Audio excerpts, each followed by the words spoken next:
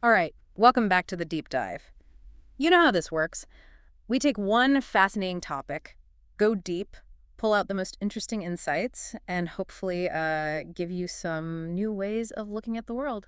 And today, we're tackling something really, really fundamental. It's called relational reasoning. Relational reasoning. Okay, so for someone who's hearing this term for the first time, what are we talking about here? Well, think of it like this. It's your brain's ability to connect the dots, to see those hidden patterns and links between things that on the surface seem totally separate or unrelated. Like making connections where other people might not see them. Exactly. It's about seeing the bigger picture and understanding how different ideas or pieces of information relate to each other. And I guess in today's world where we're just bombarded with information from all sides, that kind of skill seems pretty important. It's absolutely crucial. It's not just a nice to have anymore. It's essential for navigating this complex, information-rich world we live in. I mean, think about it. We have access to more information than ever before, but if we can't make sense of it, if we can't see those connections, it's just noise. Yeah, it's like having a million puzzle pieces, but no idea how they fit together. Precisely. And that's where relational reasoning comes in. It helps us assemble those pieces, see the patterns, and ultimately understand the bigger picture. So for this deep dive, we're going to be drawing on a really comprehensive piece of research, a systematic review from 2013 by Dumas, Alexander, and Grossnickel.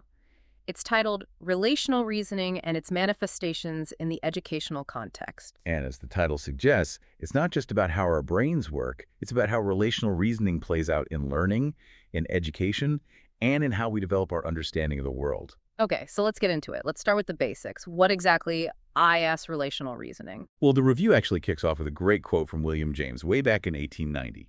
He described it as the mind uniting in a moment what in nature the whole breadth of space and time keeps separate.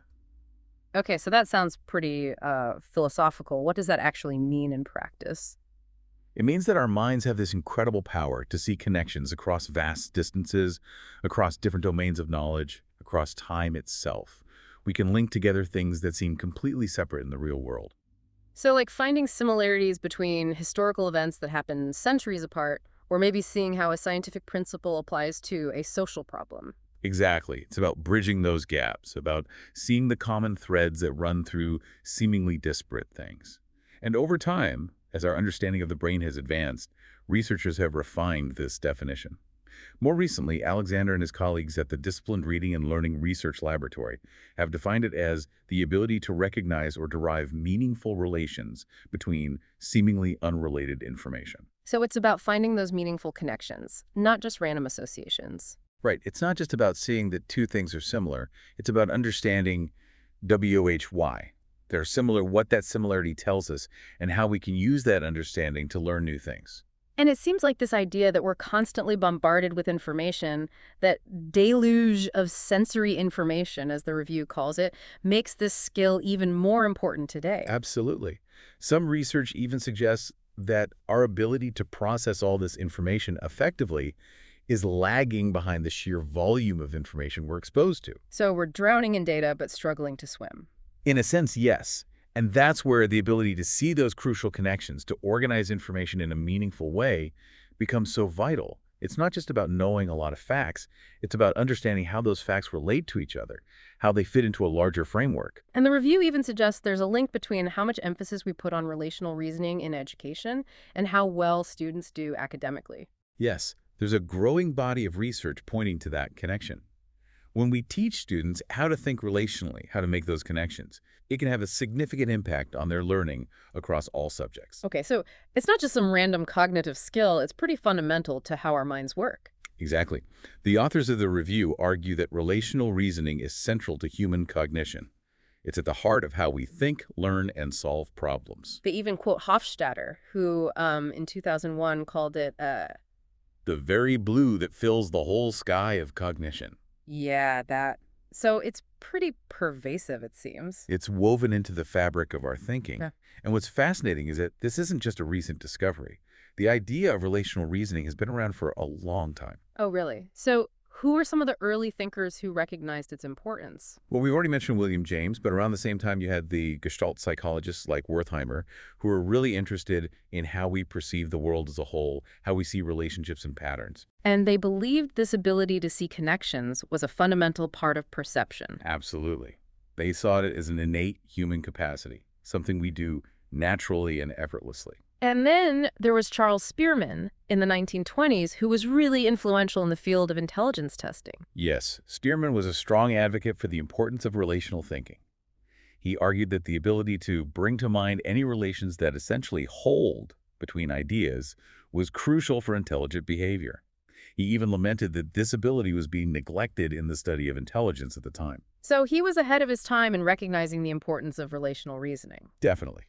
And his ideas had a big influence on his students, Raven and Cattell, who went on to develop intelligence tests that specifically focused on assessing this ability. Like the Raven's progressive matrices, right? Exactly.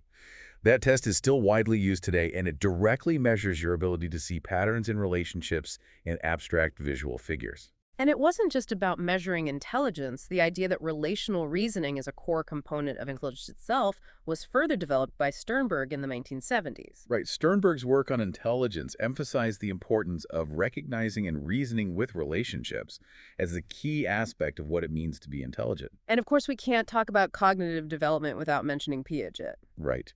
Piaget, even earlier in the 20th century, recognized the power of relational thinking. He famously said that the fertility of reasoning is due to our unlimited capacity for constructing new relations.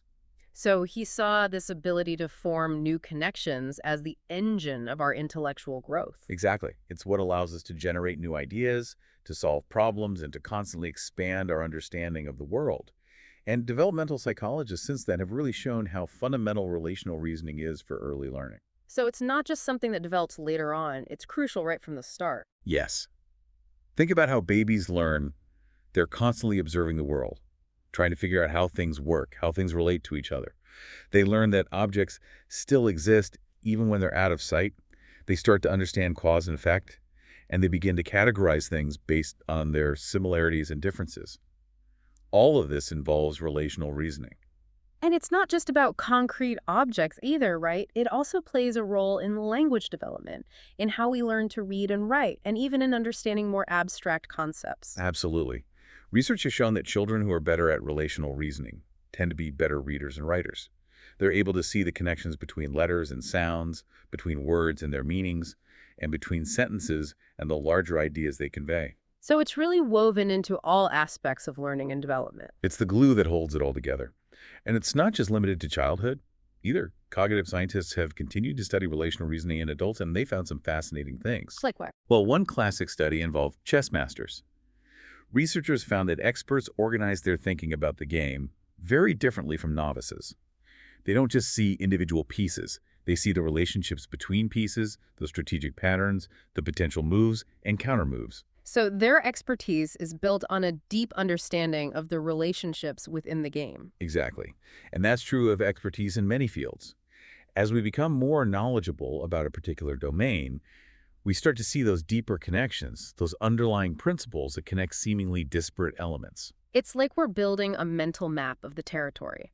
And the more familiar we become, the more detailed and interconnected that map becomes. Exactly. And as technology has advanced, researchers have been able to use more sophisticated methods to study how relational reasoning works in the brain, using brain imaging, computer modeling, and detailed analyses of how people solve problems and process information. And what have they found? Well, it's a complex field, but the evidence suggests that relational reasoning involves a network of brain regions, including areas involved in memory, attention, and executive function. It's not just one single part of the brain that does it. It's a coordinated effort.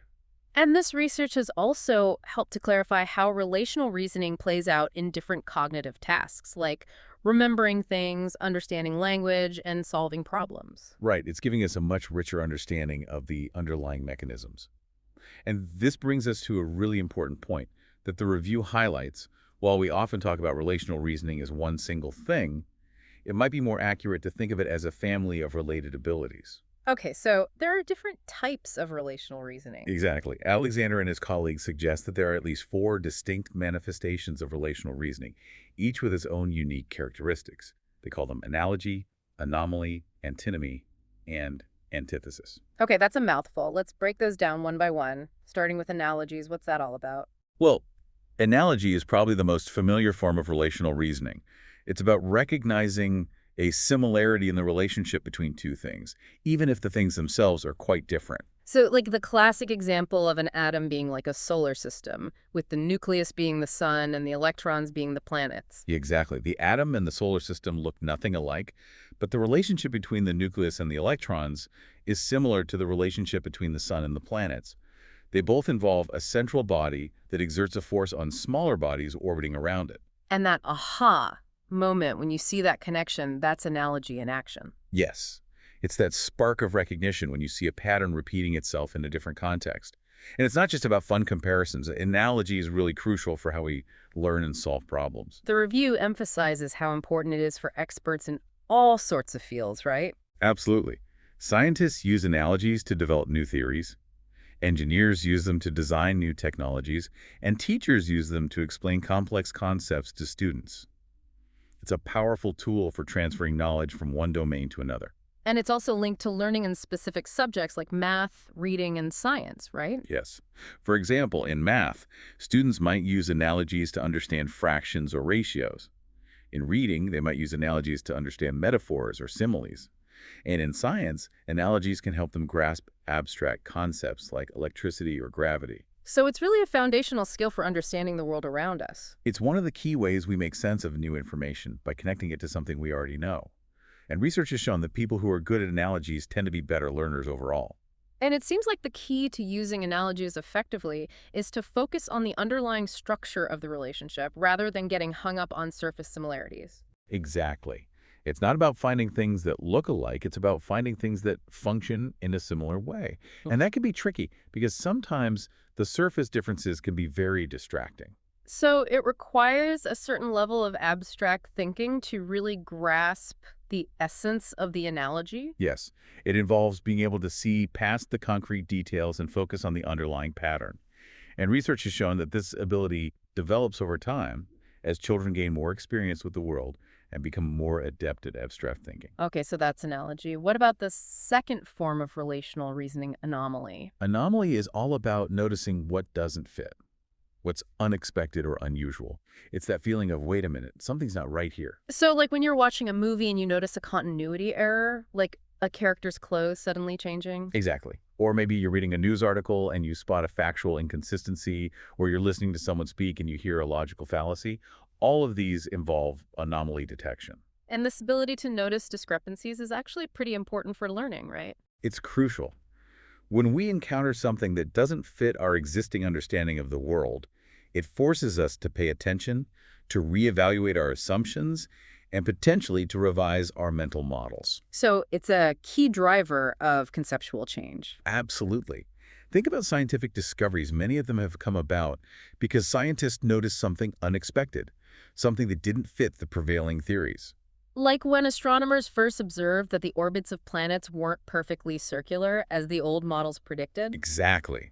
That anomaly led to a revolution in our understanding of the solar system. Mhm. And it's not just in science. Anomaly detection is important in all areas of learning. It helps us to identify our own biases and blind spots, to question our assumptions, and to be more critical thinkers overall. Right. It keeps us from getting too complacent in our thinking. Yeah. And it's also important for practical tasks like problem solving and decision making. Because if you can't spot the anomalies, you might miss crucial information that could lead to a better solution or a more informed decision. Exactly. And the review highlights that what counts as an anomaly really depends on the context. What might be unusual in one situation might be perfectly normal in another. So it's not just about spotting something that's objectively strange, it's about recognizing when something deviates from the expected pattern in a particular context. Right. It requires a certain level of understanding of the situation and the rules that govern it. And research has shown that our brains are actually wired to detect anomalies. We have specific neural circuits that light up when we encounter something unexpected. And the sensitivity to anomalies seems to be heightened when we're learning something new or when we're in an unfamiliar situation. Yes, because in those situations, we're more likely to encounter things that violate our expectations. And that can be a good thing because it forces us to pay closer attention and to learn more effectively. Okay, so we've covered analogy and anomaly. Now let's move on to the third form, antinomy. What's that all about? Antinomy refers to a situation where you have two seemingly contradictory ideas that both seem to be true or valid. So, like a paradox. Yes, it's a kind of intellectual puzzle where you're presented with two opposing viewpoints that both have some merit. And it can also involve recognizing that two categories are mutually exclusive, but then grappling with the paradox of bringing them together in some way. So, how do we deal with these kinds of contradictions? Do we just have to choose one side or the other? Not necessarily. The review suggests that engaging with these antinomies, wrestling with those seemingly incompatible ideas, can actually be very productive. So, it's not about finding a simple answer, it's about exploring the tension between the two viewpoints. Exactly.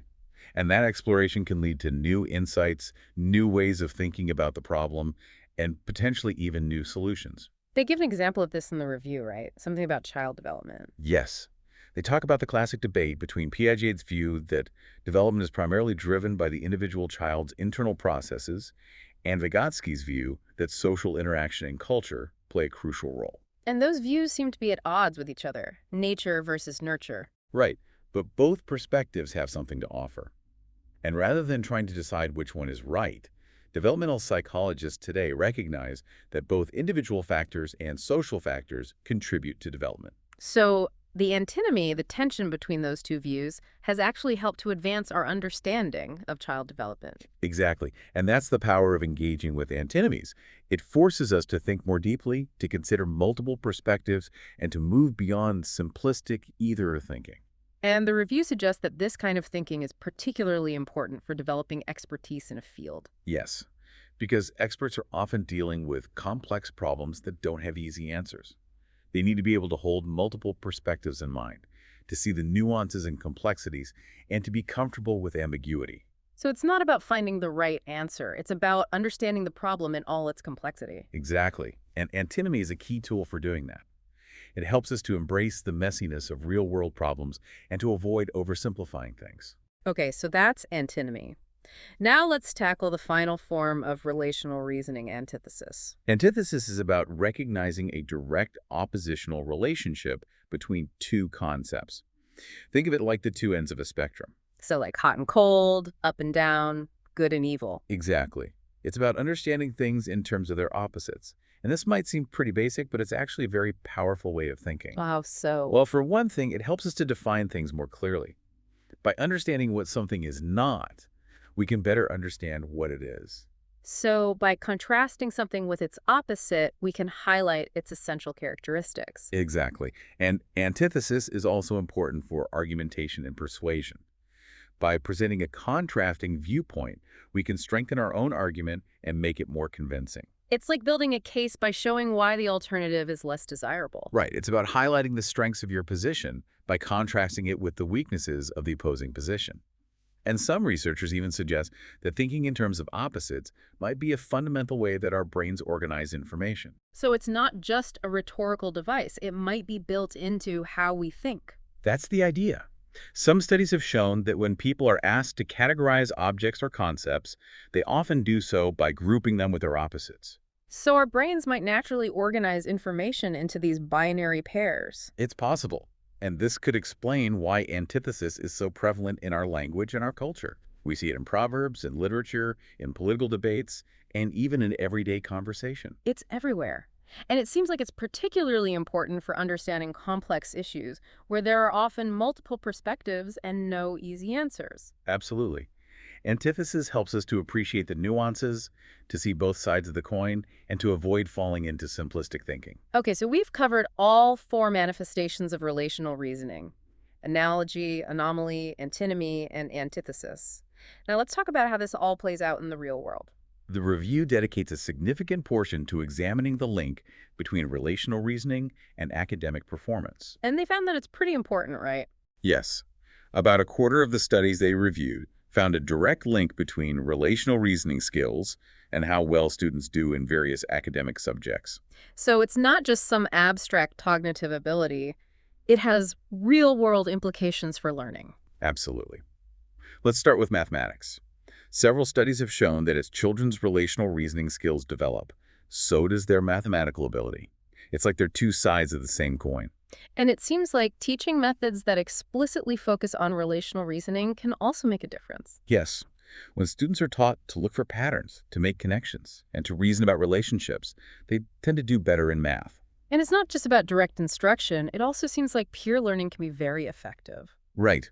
One study found that when older students were trained to use relational reasoning strategies while tutoring younger students in math, both groups showed significant improvement. So it's a win-win. The tutors are reinforcing their own understanding, and the tutees are getting targeted support. Exactly. And the review also highlights some interesting cultural differences in how relational learning is supported in math. Oh, really? Tell me more about that. Well, one study found that teachers in the U.S. tend to provide less explicit guidance to help students see the underlying relationships in math problems compared to teachers in some East Asian countries. And another study found that American preschoolers didn't perform as well on a relational task as their Chinese counterparts, even though they seemed to understand the basic relationships involved. This suggests that factors like executive function and the amount of explicit support we provide could play a role. So it's not just about innate ability, it's also about the learning environment and the kinds of support that students receive. Exactly. And this has implications for how we design math instruction.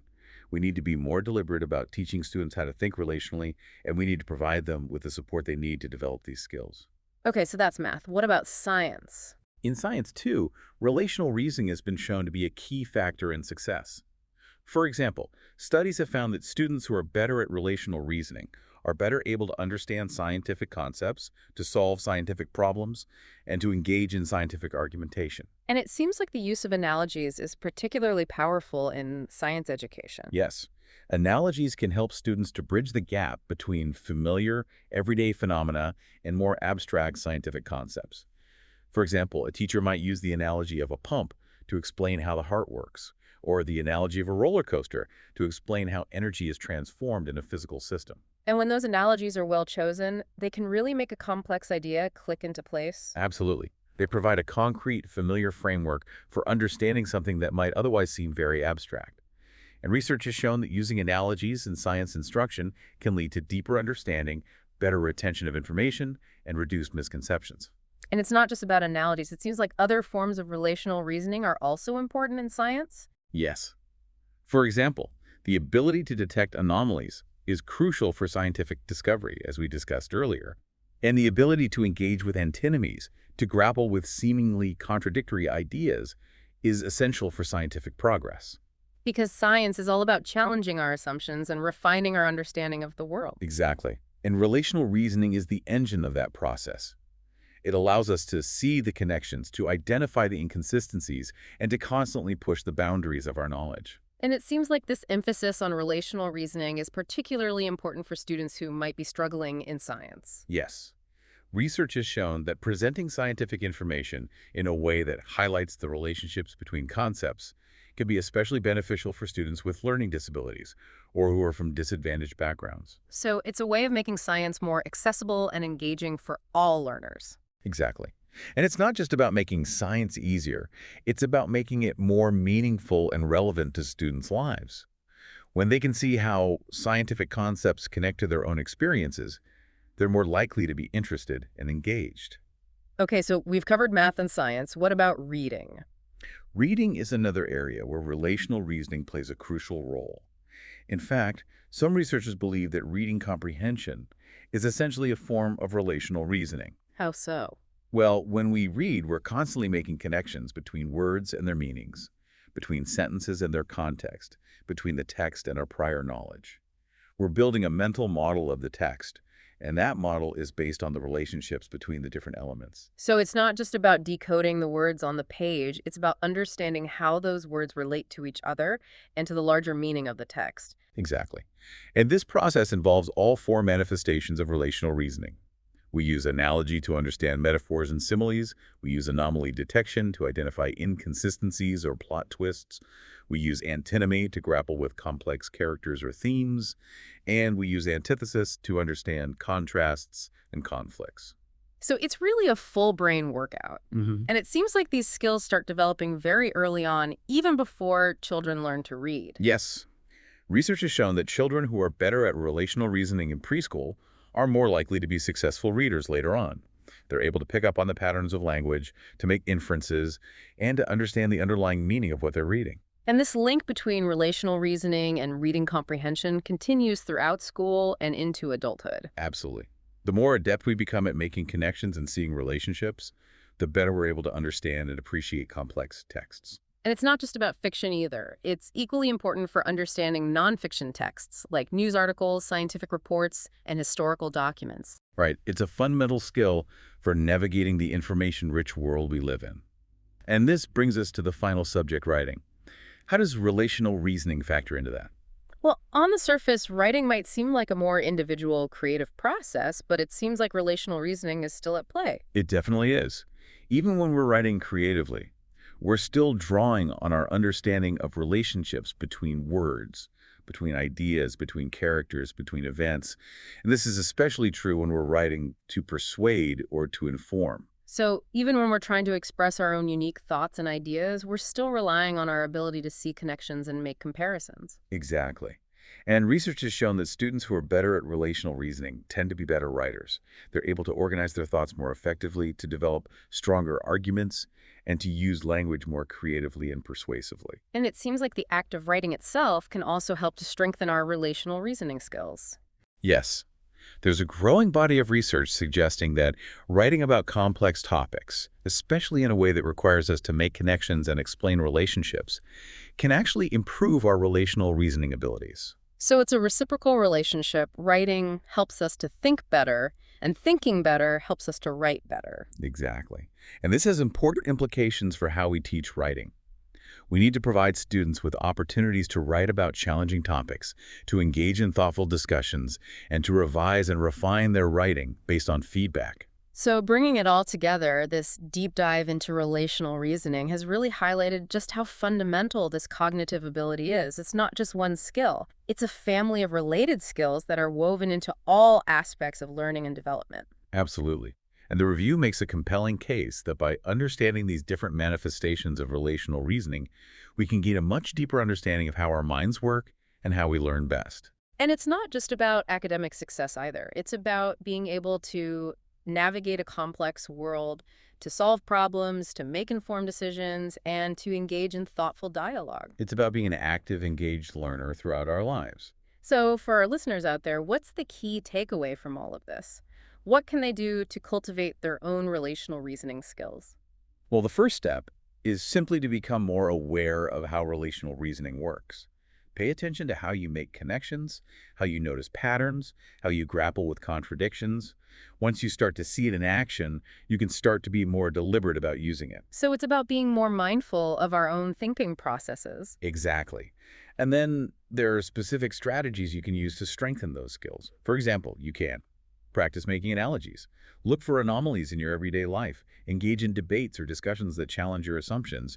And write about complex topics in a way that requires you to explain relationships. So it's about actively seeking out opportunities to flex those mental muscles. Right.